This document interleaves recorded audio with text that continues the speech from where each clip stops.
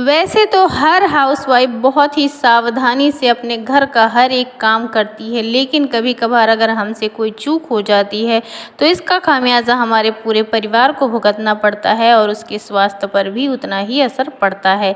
आज की वीडियो बहुत ही ज़्यादा खास होगी क्योंकि आज की वीडियो में मैं आपके साथ बहुत ही ज़रूरी इन्फॉर्मेशन शेयर करने वाली हूँ। तो चलिए वीडियो को शुरू करते हैं और वीडियो को पूरा देखिएगा क्योंकि ये आपके बहुत काम आने वाली है। मैंने यहाँ पे एक प्लेट लिया है और एक दिया लिया है, ग्रेटर ले लिया है। नया पुराना आप कोई सा भी दिया ले सकते हो और इस तरीके से यहाँ पे हमने इसे ग्रेट करना शुरू कर दिया है। पुराना दिया अगर लेते हैं तो उसे अच्छे से धो लीजिएगा और इस तरीके से इसे घिसने के बाद हम इसमें थोड़ा सा नमक डालेंगे जो हम खाने में यूज़ करते हैं। फिर हम इसमें विनेगर डाल रहे हैं और थोड़ा सा नींबू डाल दे रहे हैं। नींबू ना भी हो तो भी चलेगा, कोई दिक्कत नहीं है। इस तरीके से इतनी सारी चीज़ें डालने के बाद हम मिला लेंगे और उसके बाद हमारे पास अगर हमारे घर में तांबे का लोटा यूज़ होता है तो उसको ले लीजिए और इस तरीके से हल्के हल्के हाथों पर ये जो हमने अभी बनाया है इसको लगा देंगे। बस आपको लगाना ही है, ना ही आपको घिसना है, ना ही मेहनत करनी है, ना ही रगड़ना है, कुछ भी नहीं करना है। और हमारा जो पूजा का लोटा है यानी जो तांबे का लोटा हमारे घर में यूज होता है वो एकदम चमचमा उठेगा। बस मिनटों में ये काम आपका हो जाएगा, आपका बहुत सारा टाइम बचने वाला है। मैं इसे अभी ये पूरे में लगा देती हूँ, अंदर के साइड में नहीं लगाऊंगी जिससे कि मैं आपको दिखा सकूँ अंदर और बाहर में अंतर, यानी कि पहले में और अब में अंतर मैं आपको दिखा सकूँ। तो मैं इसे धुल देती हूँ और उसके बाद मैं आपको दिखाती हूँ। अब ये देख सकते हो आप तांबे का लोटा किस तरीके से पहले था और अब कैसा हो चुका है। मेरा मोबाइल बहुत बढ़िया वाला नहीं है तो जिस तरीके से ये कैमरे में दिख रहा है वैसा ही, लेकिन सामने से देखने पे जो लोटा है और ज़्यादा चमचमा रहा था। तो अंदर देख लीजिए किस तरीके से है और बाहर कैसा है। जो हमारे पास इस तरीके से काजू के डब्बे आ जाते हैं ना, काफ़ी ज़्यादा मजबूत होते हैं, देखने में भी काफ़ी ज़्यादा अच्छे होते हैं। तो इसे फेंकने की ज़रूरत नहीं है, इसे कई तरीके से यूज़ किया जा सकता है। चाहे तो आप कोई मसाले रखना चाहो तो रख सकते हो, या फिर आप सुई धागा भी रख सकते हो, या फिर आपके पास ईयरिंग ढेर सारी हो, आप पहनते हो ना, तो आप उसे भी इसमें रख सकते हो। बहुत ही क्यूट सा छोटा सा ये कंटेनर होता है जो कि आपके बहुत ज़्यादा काम आ सकता है और काफ़ी ज़्यादा मजबूत भी होता है।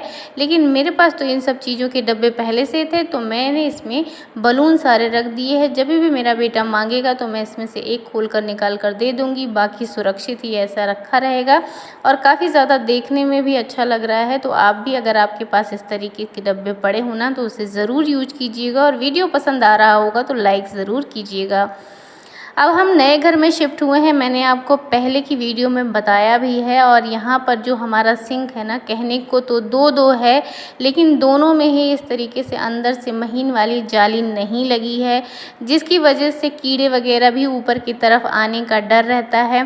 साथ ही में अगर हम बर्तन धुलते हैं ना, यानी मैं बर्तन धुलती हूँ, तो जितने भी मोटे मोटे पार्टिकल्स होते हैं वो जाली के थ्रू अंदर चला जाता है और जो पाइप होता है वो जाम होने का भी डर रहता है। बर्तन रखने का तो मैंने यहाँ पे जुगाड़ कर लिया, एक सिंक का मैं यूज़ नहीं करती, एक प्लाई मेरे पास थी उस पर रख के मैं इसी टब में ही बर्तन अभी जुगाड़ के तौर पर रखती हूँ। खैर ये तो जाने दीजिए, ये बात की बातें हैं। बात हो रही थी कि यहाँ पर इसमें मोटी जाली नहीं, पतली वाली जाली नहीं लगी है, मोटी जाली लगी है।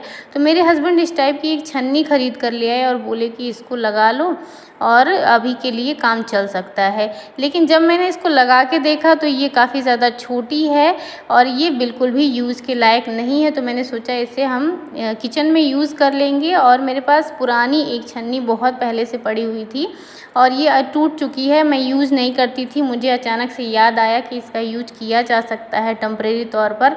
तो यहाँ पे थोड़ी सी ये फटी हुई थी किनारे से, वहीं से मैंने कैंची को इन करके उसके बाद इसे काटना शुरू किया। ईज़िली ये कट भी रहा था और अब देखते हैं कि ये मेरे काम आता है या नहीं आता है। अगर सिंक में इस तरीके की जाली पतली वाली ना लगी हो तो ऐसे छोटे मोटे जुगाड़ किए जा सकते हैं। देखिए मैंने भी लगा लिया है और एकदम से ये फिट आई है। अब सारे बर्तन तो मैंने धो लिए थे, मेरे पास कोई जूठा बर्तन नहीं पड़ा था। एक कटोरी ऐसी जूठी थी जिसको मैं आपको धुल के दिखाती हूँ कि इसमें जो छोटे छोटे पार्टिकल भी हैं वो भी फंस के रह जा रहे हैं। और अब सिंक में मोटी जाली में जाके कुछ भी नहीं फंसेगा और मेरा जो काम था वो फटाफट से टेम्परेरी में बन गया है। कैसा लगा आपको ये आइडिया? बहुत बार ऐसा होता है कि हमारा जो लाइटर होता है ना अचानक से जलना बंद कर देता है, यानी काम करना बंद कर देता है। हो सकता है कि उसमें सीलन लग जाती है या कभी पानी वगैरह पड़ जाता है तो भी वो जलता नहीं है। तो जब हम कभी खाना बना लेते हैं ना तो हमें इस तरीके से अपने लाइटर को हल्का हल्का सा सेक लेना चाहिए, या फिर अगर आपका चूल्हा गर्म है ना तो आप इस तरीके से लाइटर को रख दीजिए कुछ टाइम के लिए, तो भी लाइटर में थोड़ी सी गर्माहट आएगी और वो जलने लगेगा। आप ये भी नहीं करना चाहते हो तो अगर आपके घर में धूप निकली हो तो आप इसे 1 घंटे के लिए धूप में भी रख सकते हो, जिससे कि आपका लाइटर वर्क करने लगेगा। जब हमारे पास विम लिक्विड जेल का जो ये डब्बा होता है ना, ये जब खाली हो जाता है तो आमतौर पर हम इसे फेंक देते हैं, लेकिन इसका यूज़ करना मैं आज की वीडियो में आपको बताऊंगी और काफ़ी ज़्यादा इसका यूज आपको पसंद भी आने वाला है। तो यहाँ पे जो स्टिकर लगा हुआ है उसी के उसको मैंने निकाला नहीं है, क्योंकि उसी के ऊपर मैं इस तरीके से निशान लगा रही हूँ, जिससे कि जब मैं कट करूँगी ना तो मुझे आसानी हो जाएगी।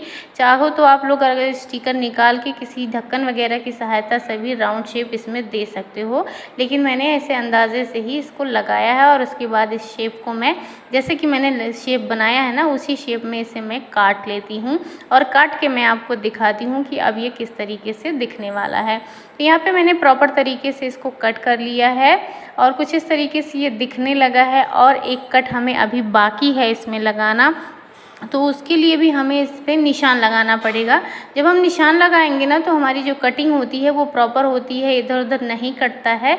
तो इस तरीके से मैंने इसे काट लिया है और इसका चलिए अब हम यूज़ कर लेते हैं। तो पहले इस पीछे की तरफ मैंने होल कर दिया है और उसके बाद ग्लू गन से इसको हम स्टिक करने वाले हैं, कहीं भी स्टिक कर सकते हैं। तो यहाँ पे जहाँ मैं बर्तन धुलती हूँ सिंक एरिया है, उसी के नल के ऊपर मैंने इसको स्टिक किया है और इसमें हम रखने वाले हैं स्क्रबर। जो गीला स्क्रबर हमारा होता है ना उसमें पानी टपकता रहता है, तो हम अगर अपने सोप पे रख देते हैं, मतलब जिससे बर्तन धोने वाला जो साबुन होता है उसके ऊपर रख देते हैं, तो हमारा जो साबुन होता है जल्दी जल्दी से गल के ख़त्म हो जाता है।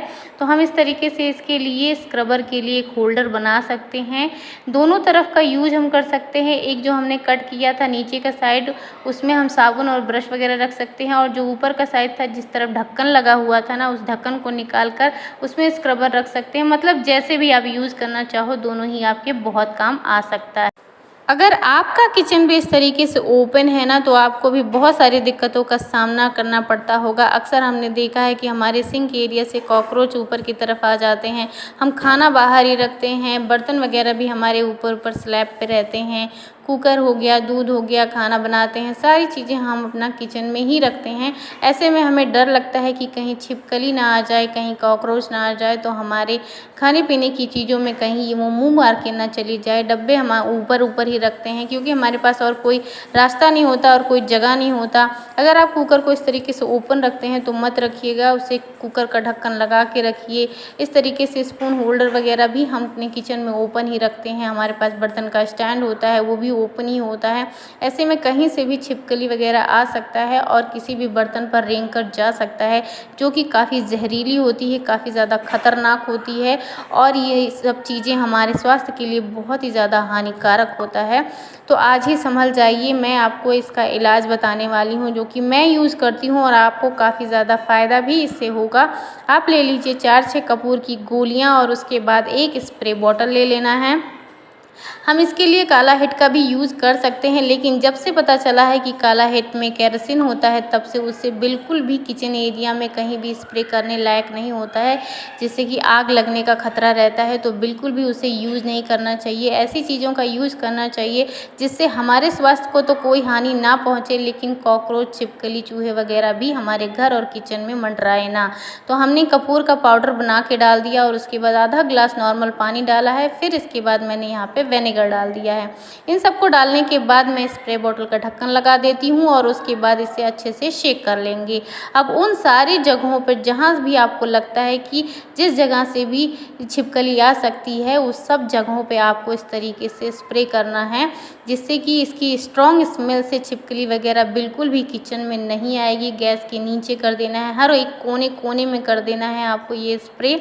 और डब्बे वगैरह जो आप ऊपर रखते हो, आपके पास अगर कुछ भी भी नहीं है, ऐसे ओपन रखते हो तो आप इस तरीके से डब्बों पर भी ऊपर से ये स्प्रे कर दीजिए, क्योंकि ये रेप्टाइल होती हैं ना, तो ये दीवारों पे चलती हैं छिपकलियाँ, तो बिल्कुल भी ये आसपास नहीं मंडराएंगी और आपकी सारी चीज़ें सुरक्षित हो जाएंगी। बर्तन वगैरह के स्टैंड पे भी इस तरीके से किनारे किनारे से आप स्प्रे कर सकते हो। ये स्प्रे काफ़ी ज़्यादा फ़ायदेमंद है। बिल्कुल भी इससे छिपकली, कॉकरोच या चूहे आपके किचन में या घर में नहीं आएंगे। तो उम्मीद करती हूँ कि आज की वीडियो आपको पसंद आई होगी। तो चैनल को ज़रूर सब्सक्राइब करना